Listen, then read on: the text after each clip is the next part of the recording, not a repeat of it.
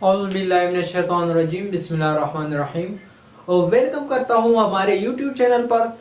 आज मैं आप लोगों को ऑर्गेनल्स और साइटोप्लाज्म के बारे में बताऊंगा, जो कि पिछली क्लास में हम लोगों ने ट्रांसपोर्ट के बारे में पढ़ा था। असल में हमारा जो ये सेशन चल रहा है चैप्टर 4 का, क्लास 9 का चल रहा है, सेल एंड टिश्यूज का। तो अगर आप हमारे चैनल पर नए यानी वीडियो पहली बार देख रहे हैं तो हमारे चैनल को सब्सक्राइब करें, बेल आइकन दबाएं। और अगर ये नहीं कर सकते तो कमेंट बॉक्स में ज़रूर बताइएगा। लेक्चर देखने के बाद अगर आपको समझ में आ गया, अगर कोई मसला हो तो बता देना। तो लेट्स को शुरू करते हैं।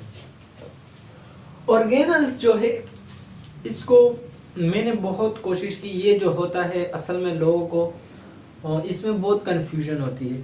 तो ये जो होता है ये सेल कंपोनेंट ऑफ सेल है। कंपोनेंट का यानी एक पार्ट या सेल है। जैसे और ये एक सेल है, ये उसका न्यूक्लियस है। ये सेल मेम्ब्रेन हो गया और ये न्यूक्लियस हो गया। अब ये साइटोप्लाज्म है। साइटोप्लाज्म के मिसाल के तौर पर ये गोल्जी बॉडीज है, ये माइटोकॉन्ड्रिया है और ये राइबोसोम्स है। तो इसी तरह ये जो राइबोसोम्स हो गए, माइटोकॉन्ड्रिया हो गया और जितने और ऑर्गेनल्स है उन सब को हम ऑर्गेनल्स कहते हैं।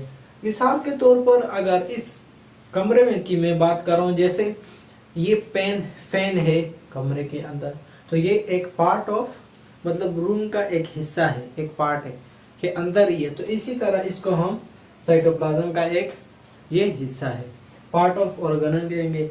और छोटे छोटे कंपोनेंट है, जैसे इस व्हाइट बोर्ड है, ये भी कंपोनेंट हो गया, तो कंपोनेंट कहेंगे। तो इसी तरह हम इसको आसान अल्फाज में ऐसे लिखेंगे, और it is a component of cell.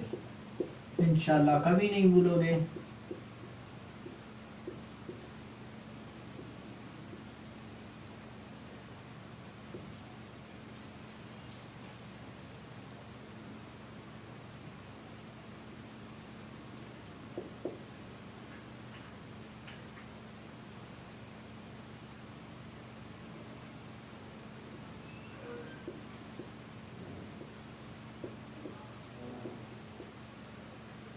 या पार्ट ऑफ सेल।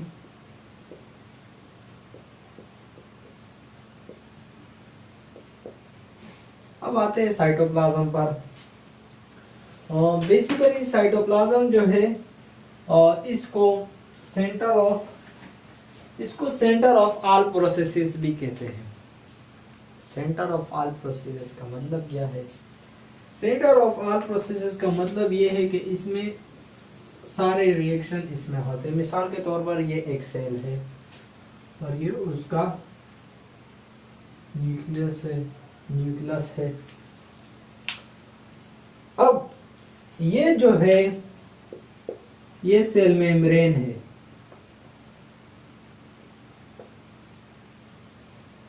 और ये जो है इसको हम ये न्यूक्लियस है।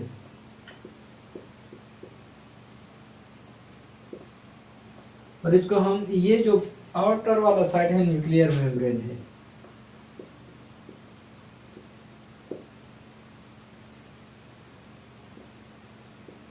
न्यूक्लियर मेम्ब्रेन है। अब ये न्यूक्लियर मेम्ब्रेन और सेल मेम्ब्रेन के दरमियान में जो हिस्सा है इसको हम साइटोप्लाज्म कहते हैं। इसको हम क्या कहते हैं? साइटोप्लाज्म कहते हैं।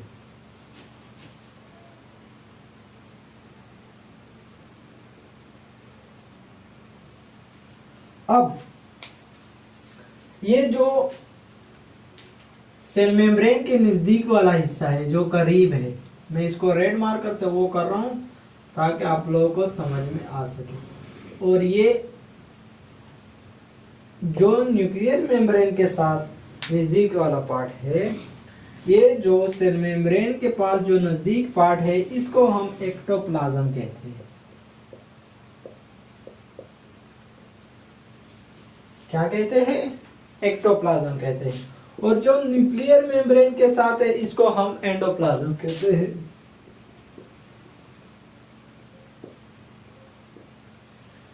और ये जो सेल मेम्ब्रेन के साथ है एक्टोप्लाज्म, एक्टोप्लाज्म जो होता है वो मतलब मोर विस्कस होता है। मोर विस्कस का मतलब क्या, वो गाढ़ा होता है।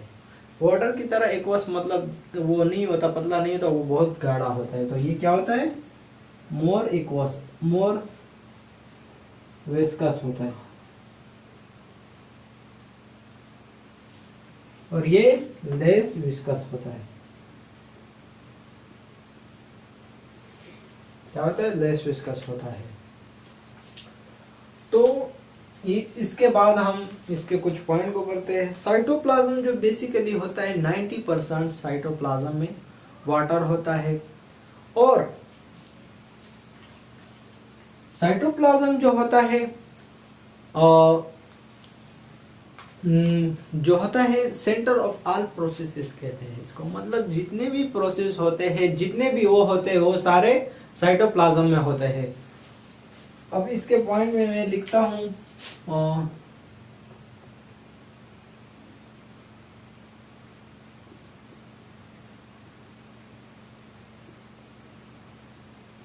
ये जो होता है between cell membrane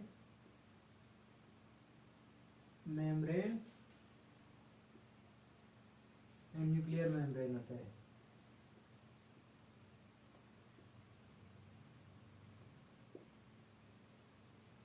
nuclear membrane होता है और कंसिस्ट मतलब 90% इसमें वाटर होता है।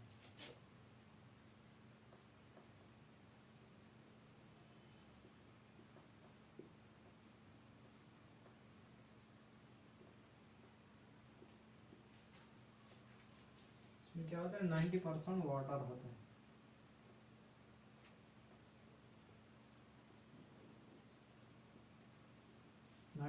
वाटर होता है। तो इसको cell of centre of all processes भी कहते हैं।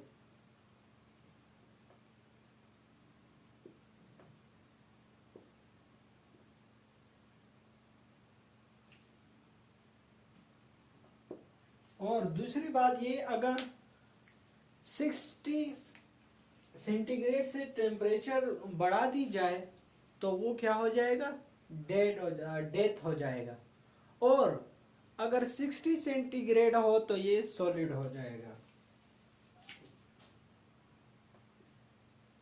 60 सेंटीग्रेड पर ये सॉलिड हो जाएगा।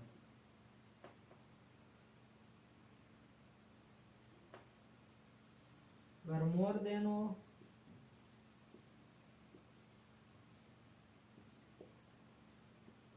तो डेड हो जाएगा।